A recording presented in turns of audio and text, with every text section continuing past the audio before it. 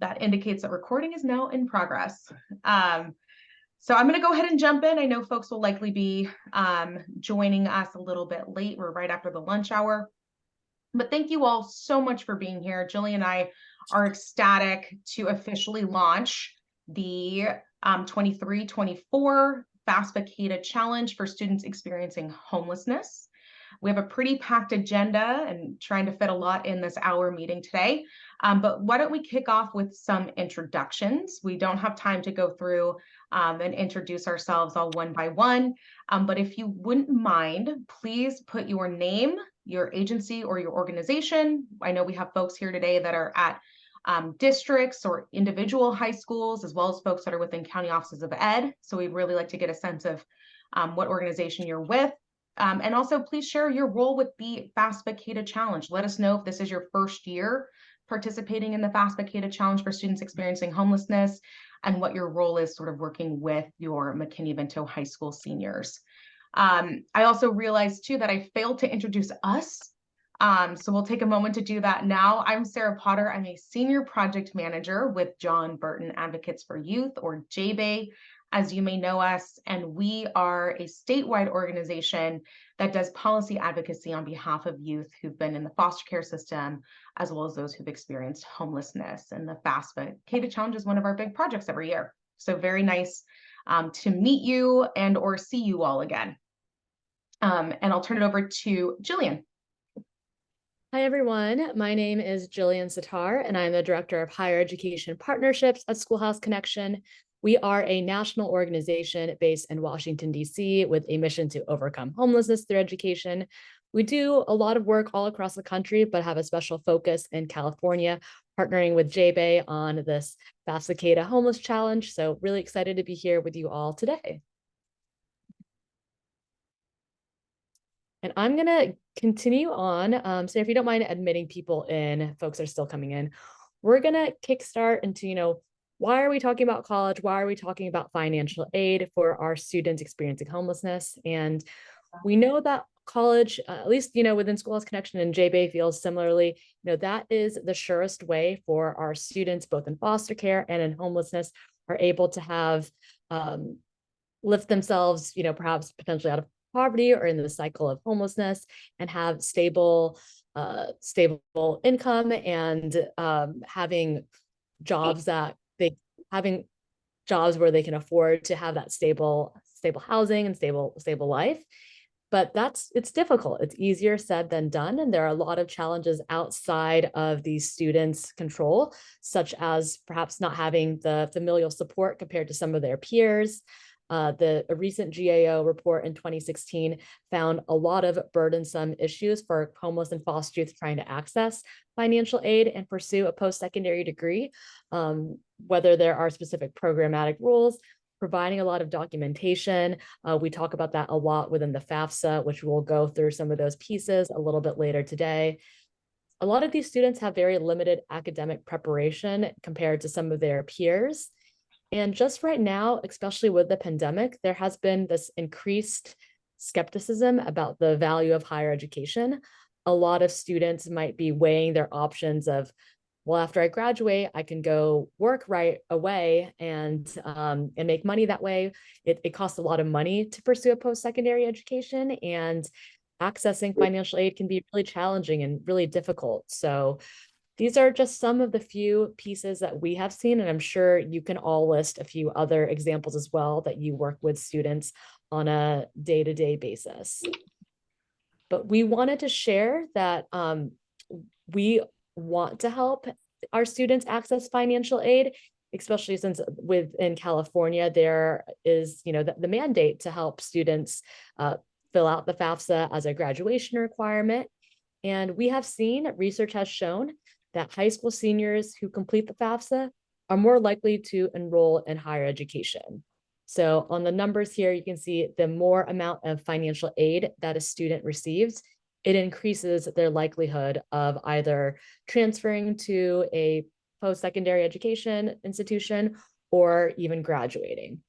But accessing financial aid is, again, easier said than done. We hope that this presentation will help energize you and give you strategies to better help support our students that are most in need.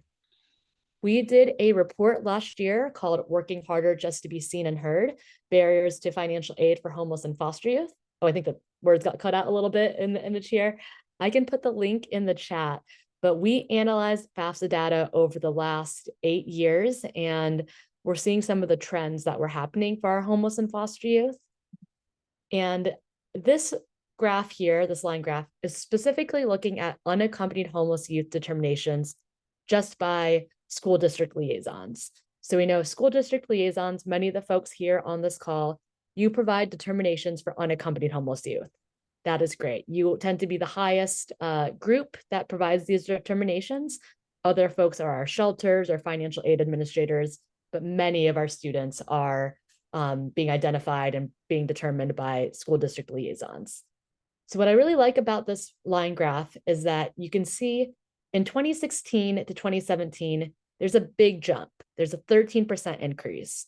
And that's because in 2016, there were FAFSA amendments made for McKinney-Vento that say school district liaisons, you have a responsibility to inform unaccompanied homeless youth about their independent student status, meaning they don't need to include parental information on the FAFSA.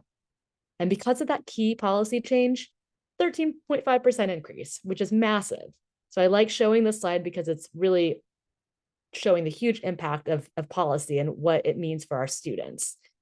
And then you see in 2019, it starts going down and down a little bit. And I can tell you, we haven't updated this yet, but we have our 21-22 data, and the trend has continued to go down, actually by about 28% from 20 to 2021. So significant decrease. And that is because we are still seeing the implications of the pandemic, of COVID, and remote learning. We know a lot of our students were not being identified, were not getting support that they needed. So the trend has continued with our McKinney-Vento liaisons not providing determinations for unaccompanied homeless youth. But on the reverse, we are seeing more unaccompanied homeless youth requesting a determination, but not actually getting them. So really interesting notes to see. We're going to be doing another mini report in the next few months, so keep an eye out for that. And I'm going to turn it over to Leanne now to talk through, what does this specifically mean, doing a deeper dive in California. So Leanne, turn it to you. Thank you, Jillian. Thank you, Sarah. I do this every year. I've been doing it for the last couple of years with these wonderful advocates for our kids. I'm Leanne Wheeler. I'm with the California Department of Education. I've been doing homeless education for close to 25 years. I used to be a homeless liaison, and then this position opened up in the state. So I felt like, what better way to be an advocate for homeless liaisons to work for the state and be an advocate for you. So I'm here really just to say thank you for being here. I want to give you some state perspective and kind of talk to you a little bit about why homeless liaisons are so important. First and foremost, I know Jillian talked about unaccompanied homeless youth. And for those that are not really familiar with the term, an unaccompanied homeless youth is a youth that is not in the physical custody of their parent or the guardian, and they meet the definition of homelessness. And why I say that is, I need you guys to understand the importance of you as homeless liaisons, school counselors, educators in these kids' lives. They need a voice. And so it's without saying you are one of the most important people in their lives is to be their voice. So you will see that because of the pandemic, Jillian just shed more light on it for me. We have seen our unaccompanied homeless youth gradually decrease that go for the FAFSA, and we want to see that 4,500 bounce back up this next year. So it's really important that you're here and you are going to help these kids get through some financial aid. Next slide. So there was a report done called Supporting Students Experiencing Homelessness, Perspectives for California's Community College. You can access it there. It's a couple years old, but it's still very relevant. And the reason why I bring this to your attention is this is not only me telling you how important you are, but the next slide tells you how important you are. There are 12 different pieces that came out in the survey, and the number 2 fact was that these kids needed FAFSA, 42%.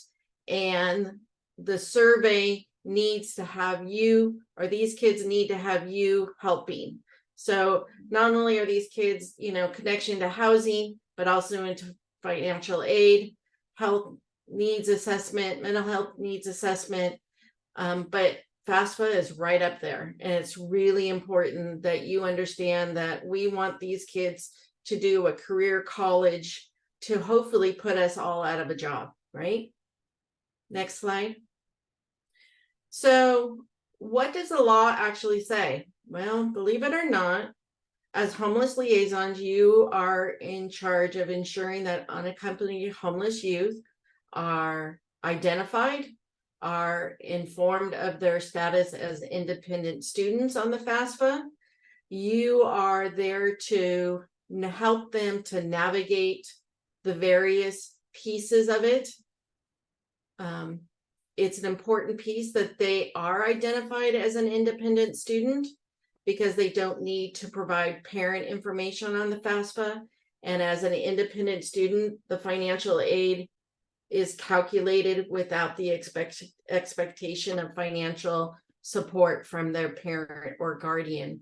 So it's really important that you make sure that they click on that piece. You as a homeless liaison have a magical wand. I hope this will show through to make sure that you provide the verification for that unaccompanied homeless youth that that they're either an unaccompanied homeless youth or they're self-reporting and at risk of being homeless. So as again, another responsibility as a homeless liaison is to verify. This can be done through a letter, and it could be that it even might be a year after they graduate. They might be coming back to you and saying, I've decided I want to go to college. I need a verification. And you can do that because you have the magical wand. Yes, you are very important. I don't know if you heard me the last few slides, but a homeless liaison is the most important piece to these unaccompanied homeless youth, of all homeless youth, because you are their eyes, their ears, their voice, their financial piece, their emotional piece. So it's really important that you connect with not only these kids, but also you want to make sure that your school counselors are informed that they are independent students and that they should click that status. And if you know me and have heard me speak from years gone by, this law is all about collaboration. We cannot do this alone. Our liaisons cannot do this alone. So many of us are wearing 2, 3, 10 different hats. You see those commercials now where people are wearing all these hats and she's busily doing her bills and doing, taking care of the kids. Well, this is the same thing with our homeless liaisons. So you can't do it alone. So talk about district-wide activities to engage these students. Take them to actual college campuses. Get them an understanding of what a junior college looks like versus a 4-year college looks like. You need to all work together. And I have to say, I'm going to put a plug in it right now. This is a pivotal year. We have a lot of financial assistance with our American Rescue Plan, Homeless Children and Youth funding. So you can actually using these funding sources to not only collaborate or provide professional development, create a convening of the liaison, the school counselors, data experts, teachers, anybody you can get to be informed of these kids and the importance of getting them out of their homeless status. Next slide. And of course, I think that another piece of it is, you know, data is important as well. It kind of creates that, how busy am I? Well, here's how busy I am. I have this is the number of homeless juniors or seniors that I need to really make sure they're on track for college and career. So look at your data. Look at your incoming students with their attendance, their grades. All of you as liaisons and school counselors, you should be looking at, are they on track for a 2-year program or more of a 4-year program? So use your data to help you determine what kids need your assistance and what don't. And then I think these are actually Sarah Jean's slides, but and I forgot to take them out, but sorry about that. Very important piece. I just want you to look at the data here. In 1718, California was able, I think it was California was able to do some sort of a data collection about college going rates for California high school students. We have not been able to do that since.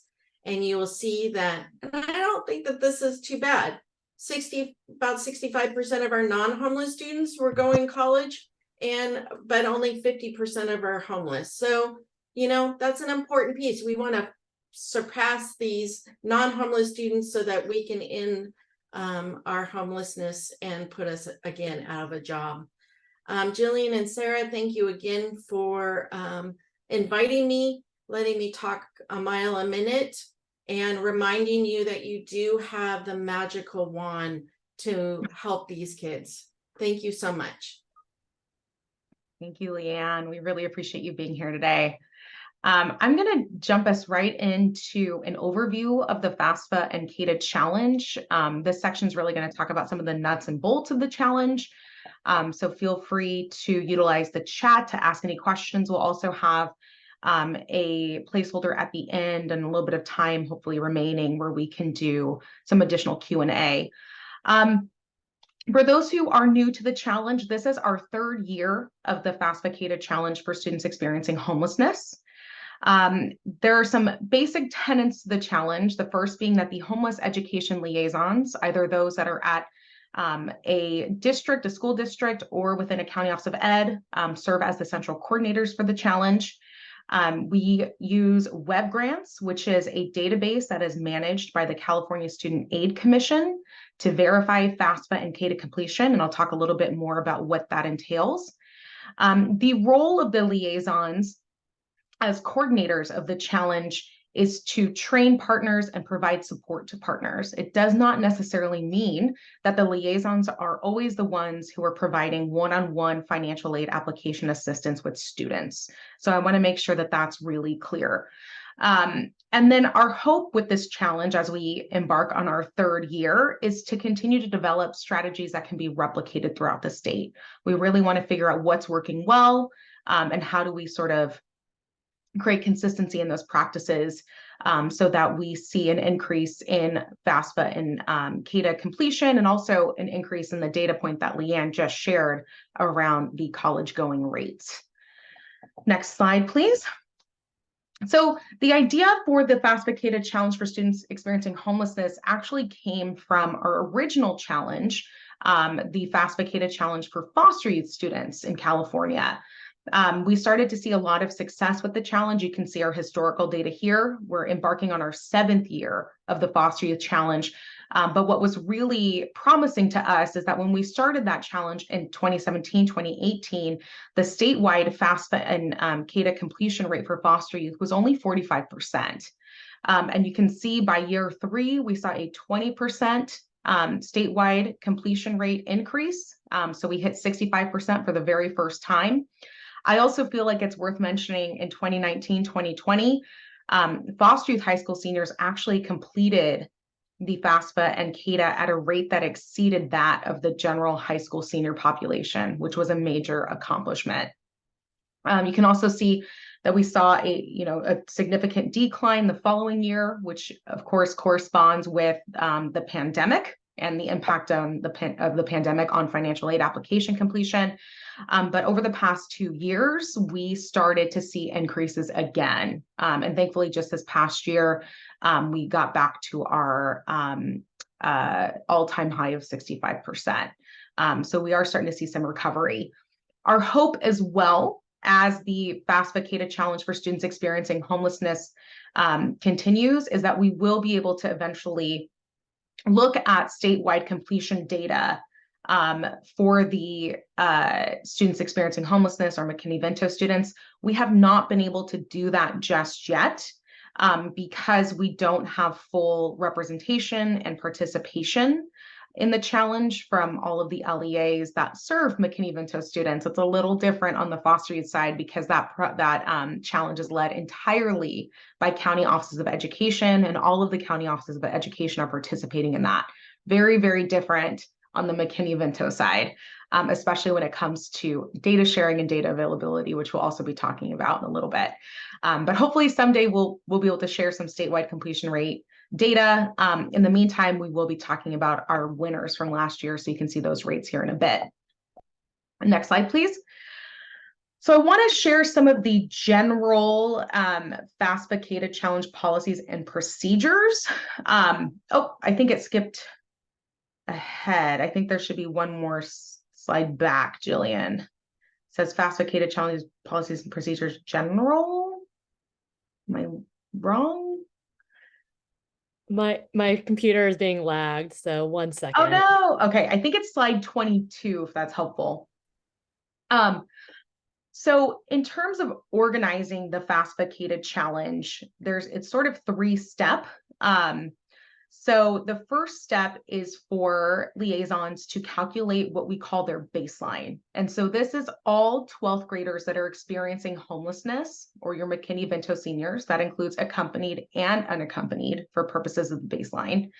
And these should be high school seniors experiencing homelessness regardless of their credit count. So in this baseline, we even include seniors who might be on a non-diploma track.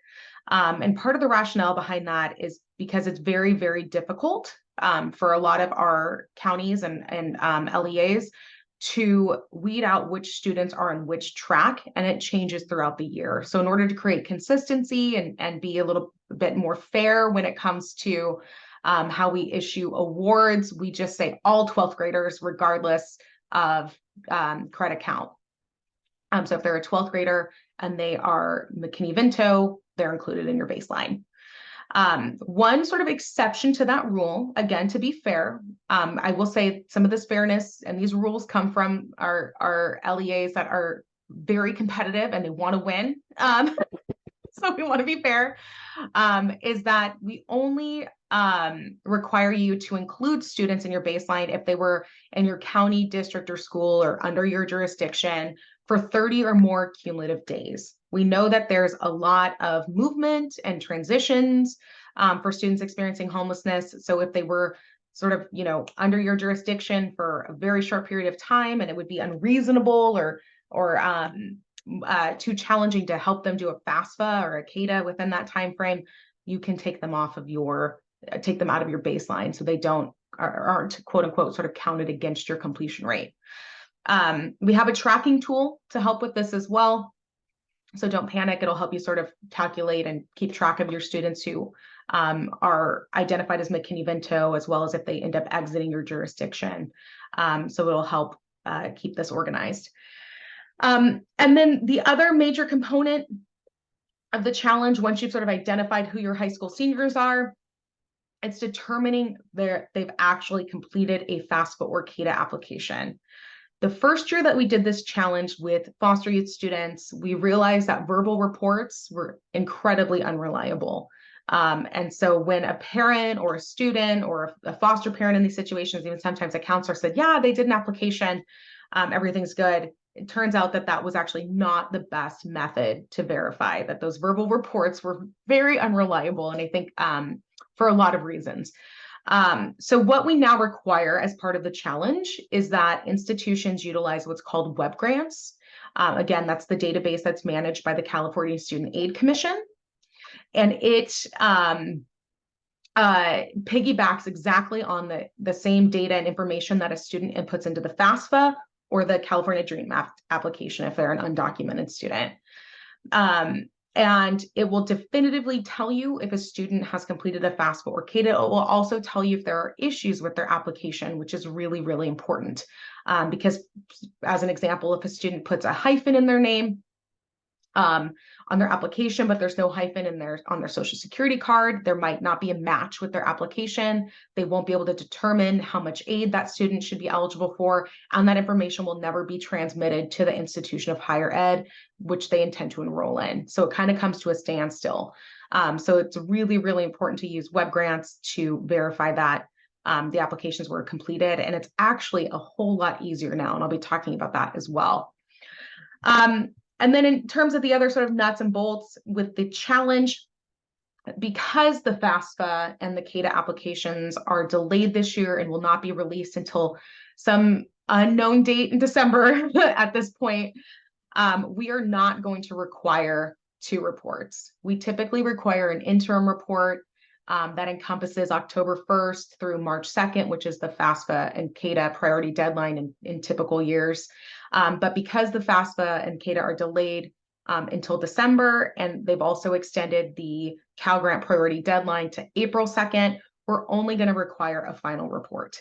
That final report will encompass December through May 17th, and will be cumulative data. So that's going to make this a whole lot easier this year, given the shifting timelines with the application release.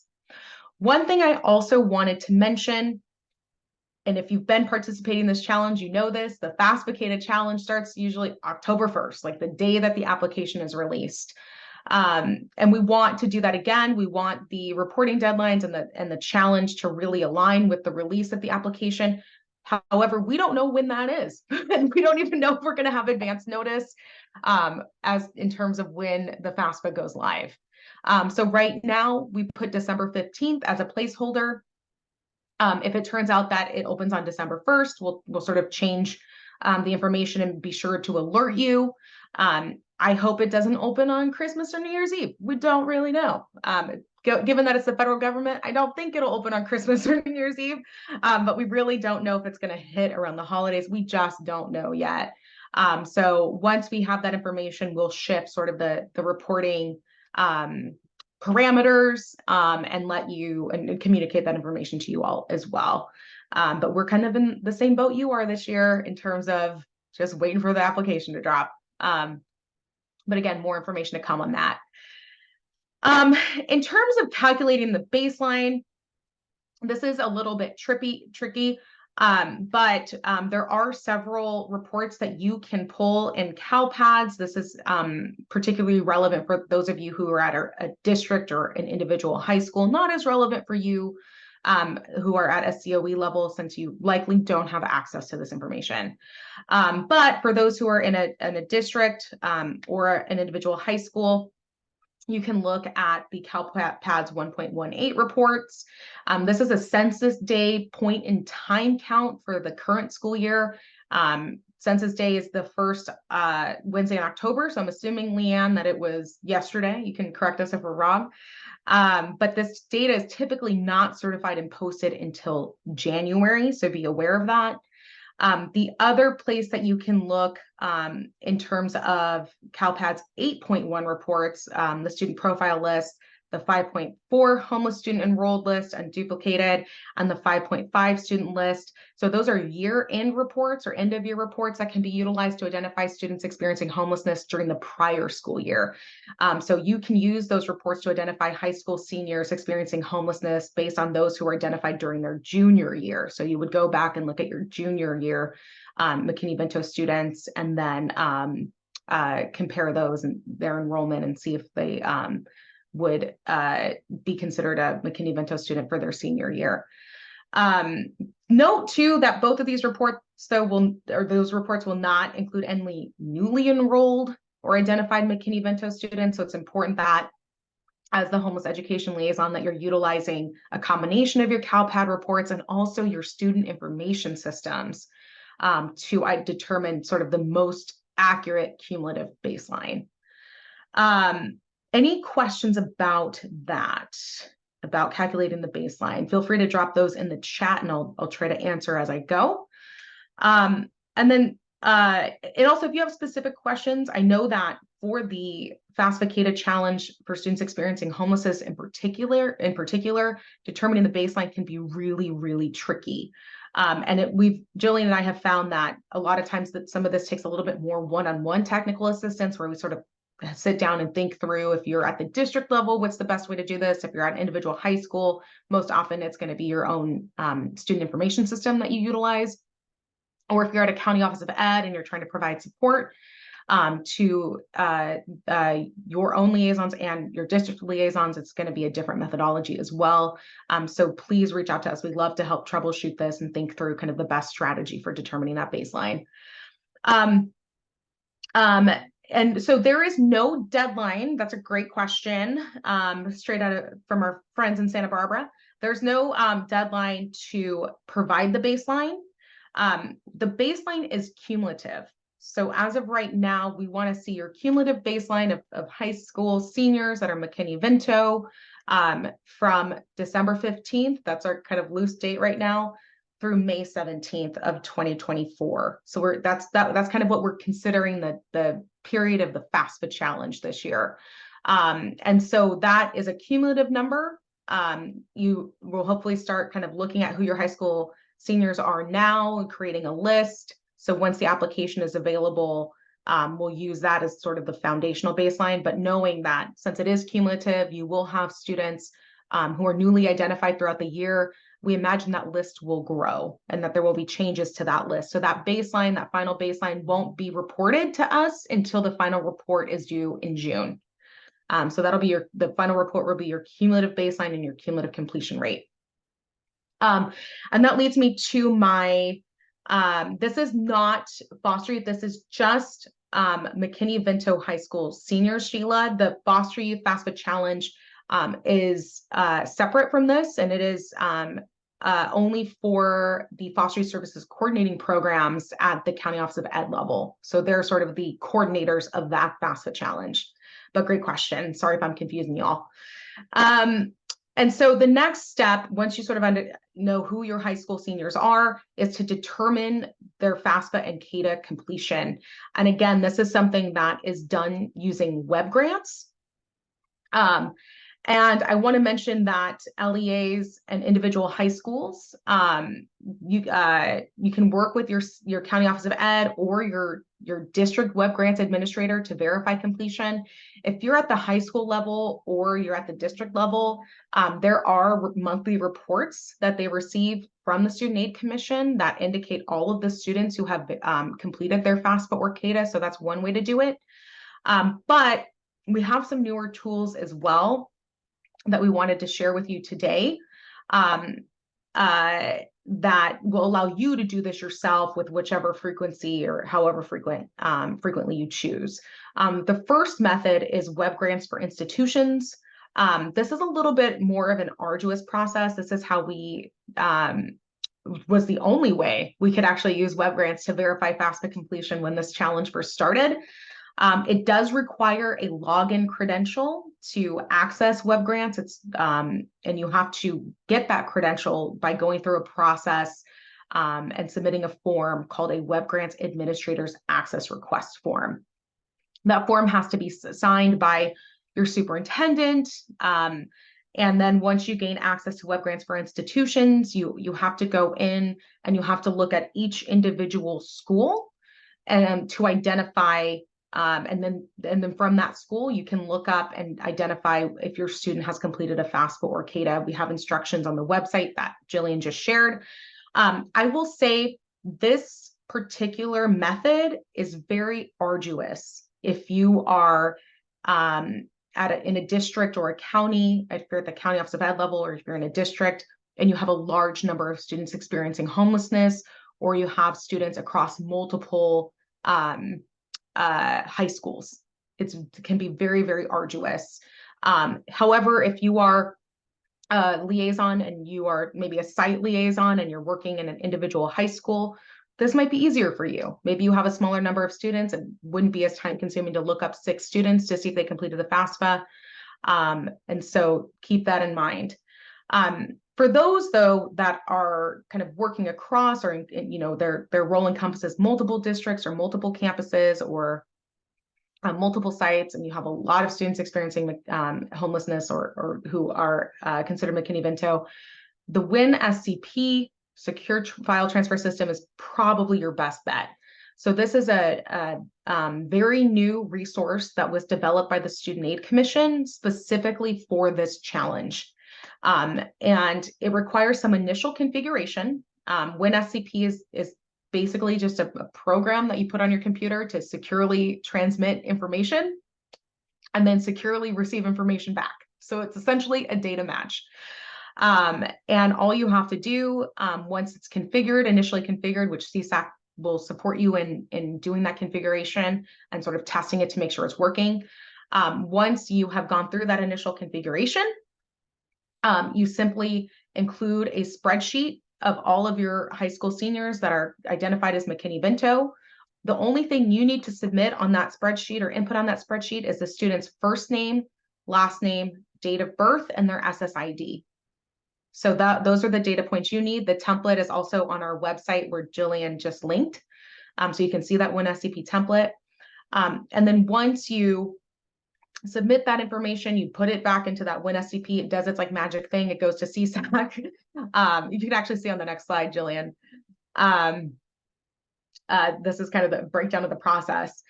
So once you kind of drop in your spreadsheet with all of the high school seniors experiencing homelessness, their SSID, first name, last name, date of birth, you'll get an email from CSAC saying, hey, go back into your WIN-SCP program, your report's ready to download, the data match is complete, and then you open it and it will tell you, did the student submit a FAFSA CADAA? What day did they submit the application? Were we able to match their GPA? Were we able to calculate their student aid index? Were we able to do all of these things? And so you can see like, yes, the student did it. No, the student didn't do it. Oh, the student did do it, but there's a hold on it for some reason. What do I need to do? We have an entire manual at that same link that Jillian shared that will show you how to interpret the data match. So you can know like, perfect, the student's good to go, or you can say like, okay, wait a second, the student's GPA wasn't matched. What do I need to do? Do I need to reach out to their counselor and figure out what's going on with the GPA upload? Or do I need to reach out to the California Student Aid Commission? Do we need to call and get, reach out to their student support line and get some additional help?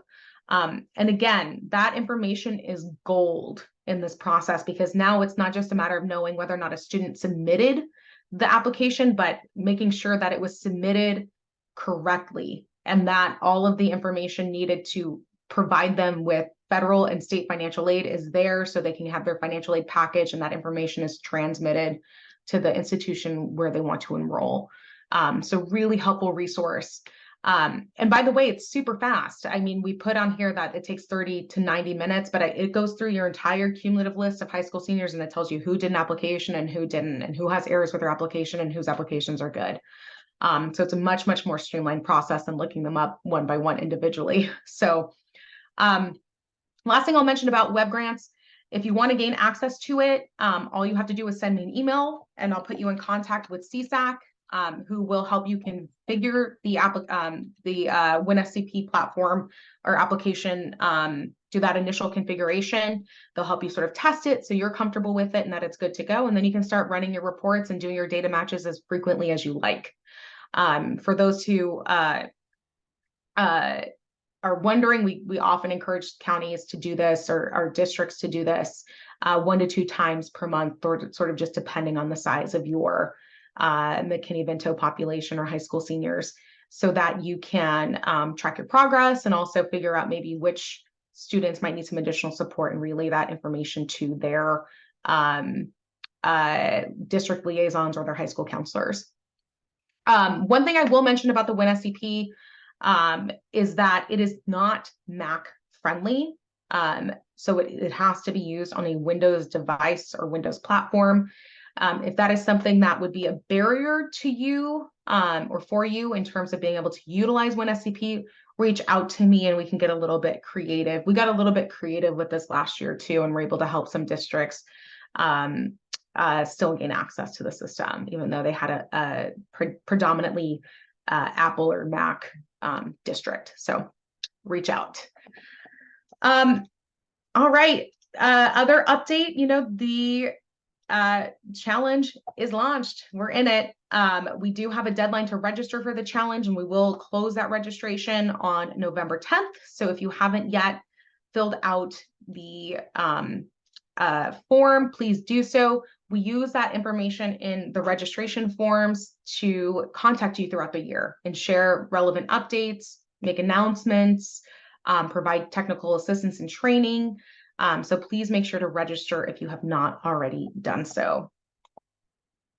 I'm going to move us along because I realize we have about 15 minutes left and I want to get to my amazing presenters. So like I mentioned earlier, we don't have statewide completion rate data, but we do look at the completion rates at the end of the year, and we issue awards to the winners that are up to $1,000 in unrestricted funding. So these are our awardees from last year. We put everyone into size categories or brackets based on the number of high school seniors experiencing homelessness that they serve. And so you can see last year, San Bernardino County Office of Education was our winner in the large category with a 66% completion rate, followed by San Marcos Unified School District, who had an 88% completion rate. San Francisco Unified School District won for the small size category with a 74% completion rate, followed by Lindsay Unified School District, who had a 74% completion rate in the very small category. So amazing, amazing work. And I wanted to make sure everyone today had an opportunity to hear from them about what strategies they used last year that really helped them increase their completion rates with McKinney-Vento students. So today we have joining us Eric and Jamie from San Francisco Unified School District. So welcome, Eric and Jamie. And we also have Stacy and Daisy from the San Bernardino Superintendent of Schools. So they're much bigger, much smaller population, but hopefully what they're sharing with us today will be applicable to everyone in one way or another. So that being said, I'm looking for my co-presenters here. My little boxes are moving, but why don't we start with Eric and Jamie? Do you want to take yourself off of mute and just quickly introduce yourself, share a little bit about the number of McKinney-Vento high school seniors you serve, any other interesting facts about your student population, and your role with the FAFSA CADAA Challenge? Yeah, thank you, Sarah. Hi, everybody. My name is Eric Martinez.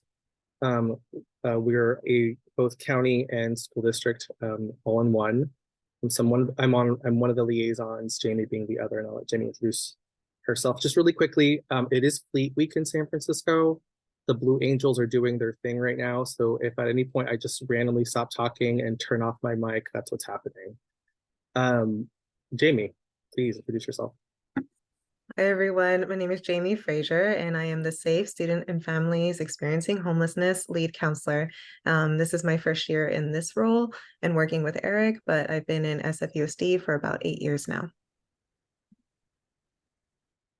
Great. And then why don't we turn it over now to our friends Stacy and Daisy from San Bernardino.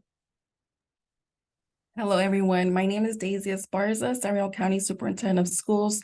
And within our county, we have 34 school districts and 52 charter schools. And we ensure that all of our schools within our county are following the McKinney-Vento Act law and removing barriers. And then for McKinney-Vento seniors, for our FAFSA baseline, we had about 1,131 McKinney-Vento seniors.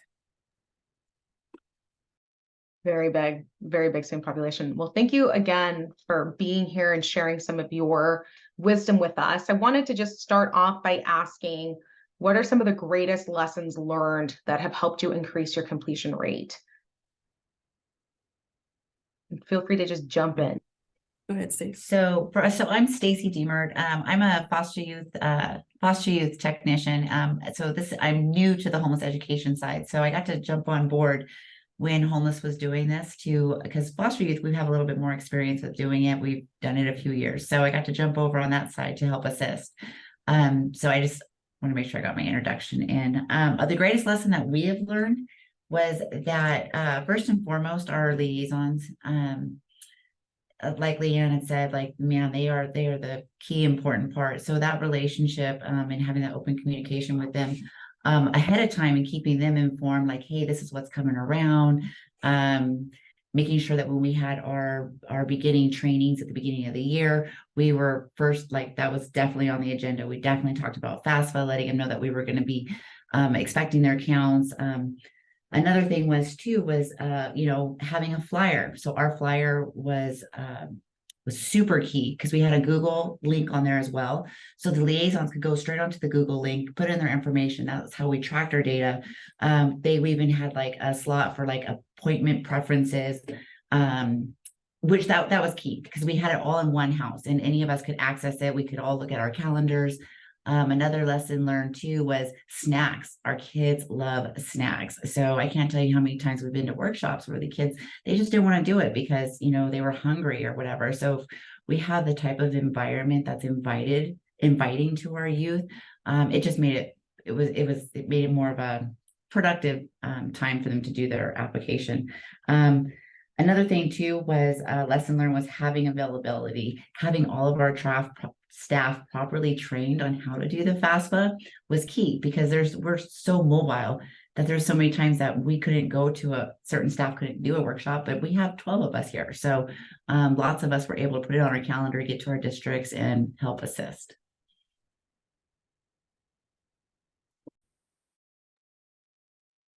Great. Any other comments from San Francisco Unified, Jamie or Eric?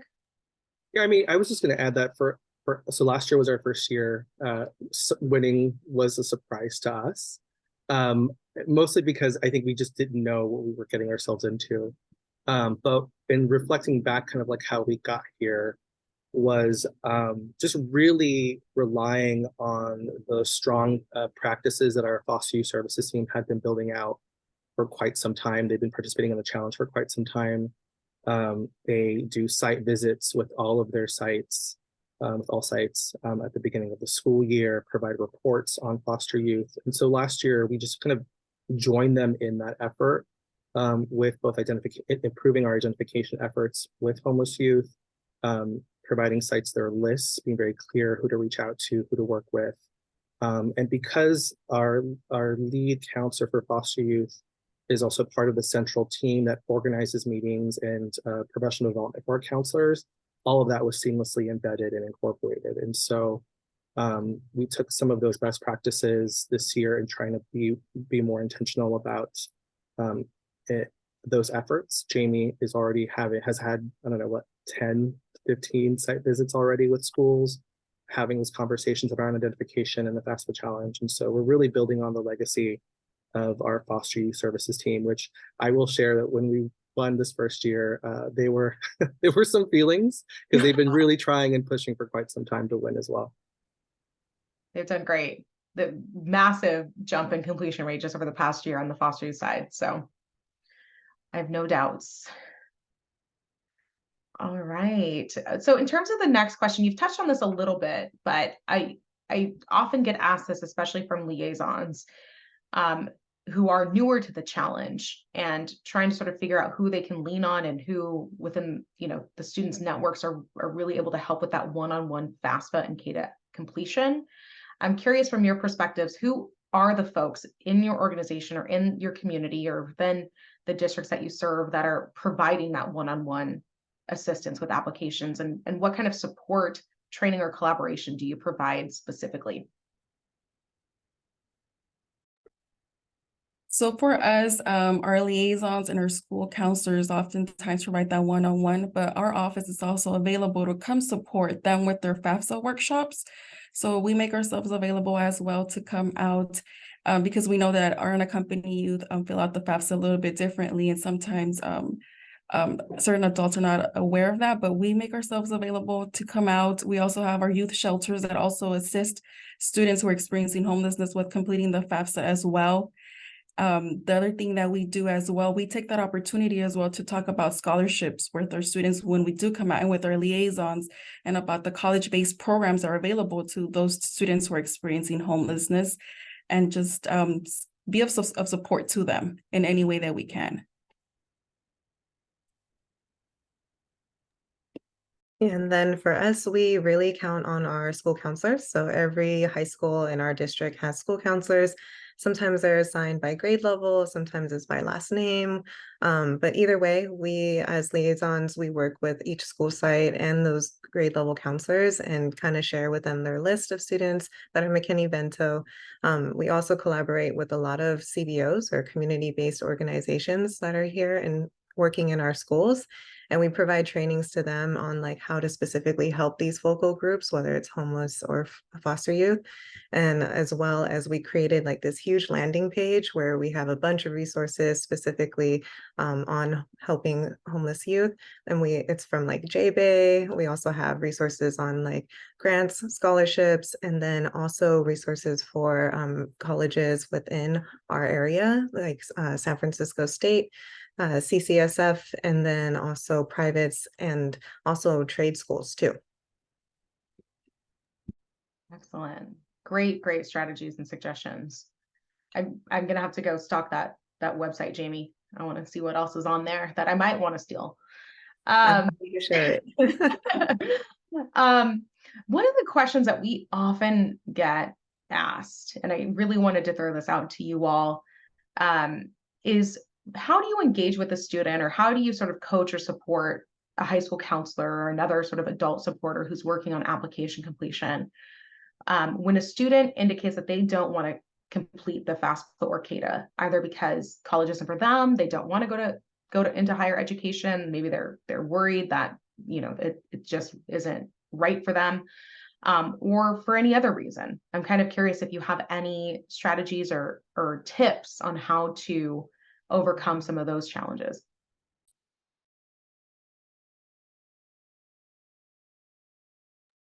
I will say for us, we have this phrase where we say, it can't harm you, it can only help you.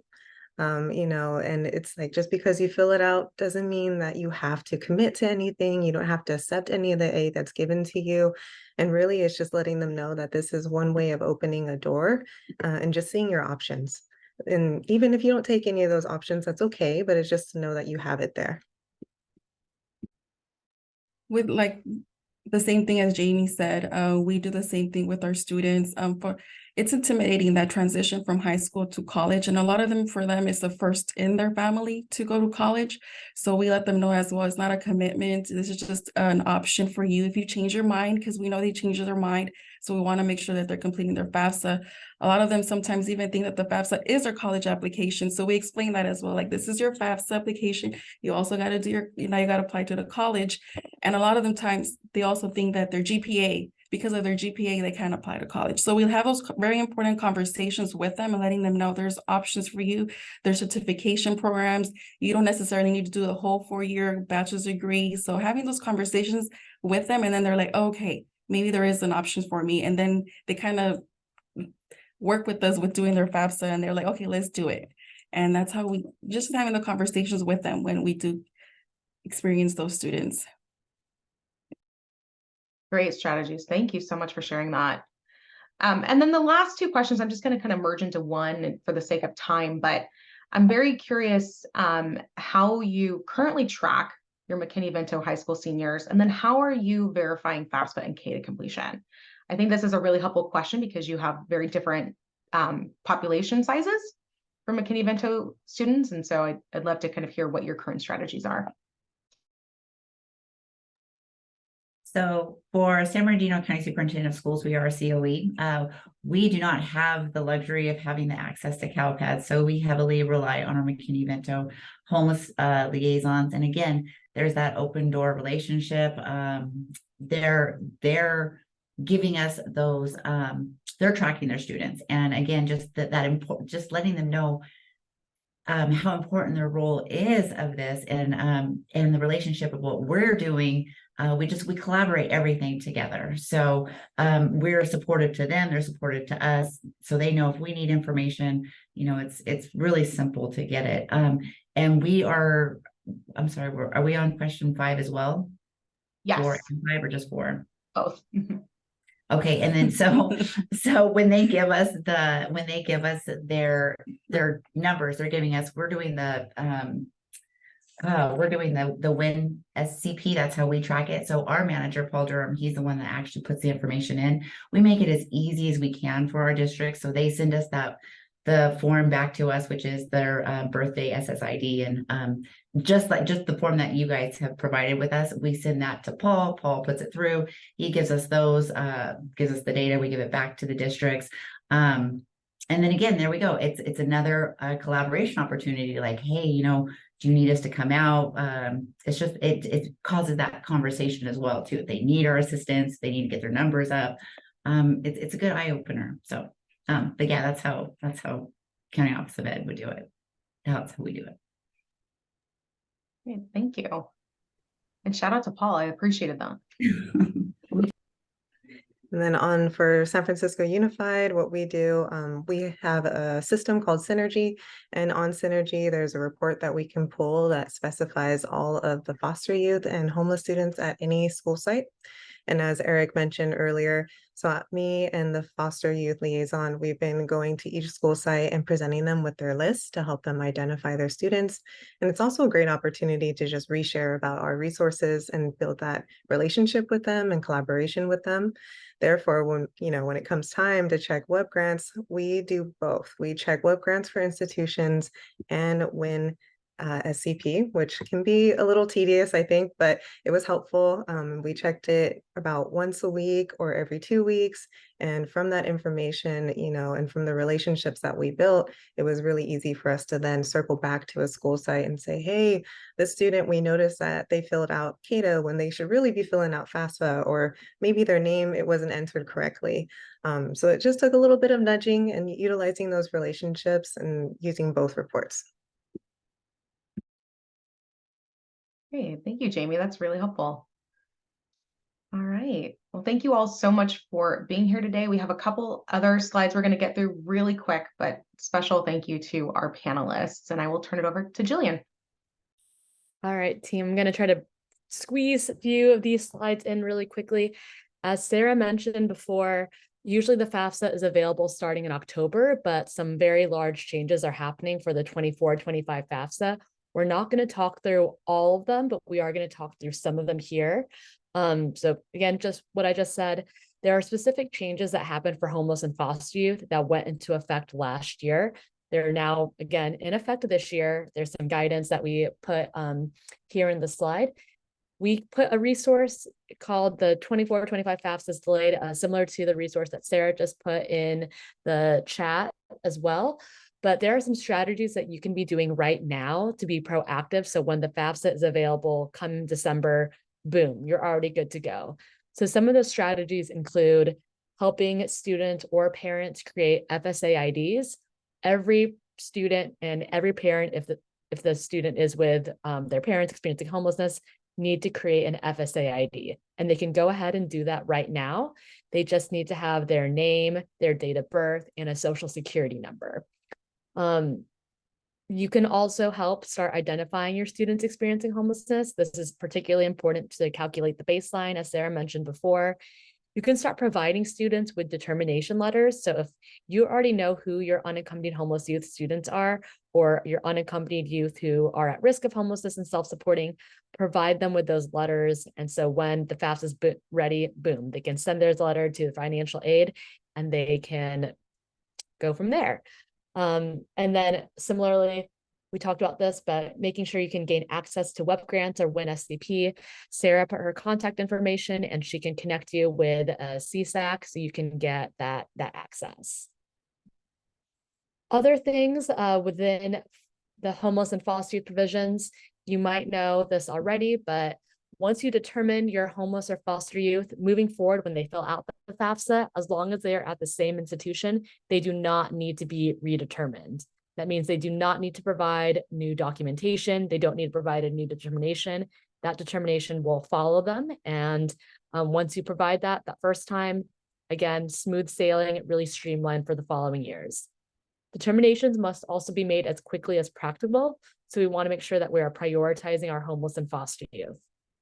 Number 3, more people can provide determinations for our homeless and foster youth. So the slide that Leanne had earlier had 4 people that could provide determinations. The list has expanded. So not only can a school district liaison provide a determination, but so can their designee. So a liaison can now designate someone, perhaps that's a counselor, perhaps that's someone else at the school, but it doesn't need to all fall on the McKinney-Vento liaison to do the determination. And now, this has always been guidance, but financial aid administrators must accept those determinations. We know that is not, or must make determinations if unaccompanied homeless youth cannot provide one. And there's only going to be one homeless question on the new 24-25 FAFSA. So we took a screenshot. This is just from a demo. This is what we expect it to look like. So it'll say at any time on or after July 1st, 2023, was a student unaccompanied and either homeless or self-supporting and at risk of homeless. If you say no, then you just move on with the FAFSA. If you say yes, then there will be a drop down and it will say, did any of the following determine the student was homeless or at risk of homelessness? So then you can see the list of people. And again, most of you will probably be right here at that second one, the student's high school or school district homeless liaison or their designee. So we just wanted to show you, this is just from the demo. Things can change. There's a public comments period.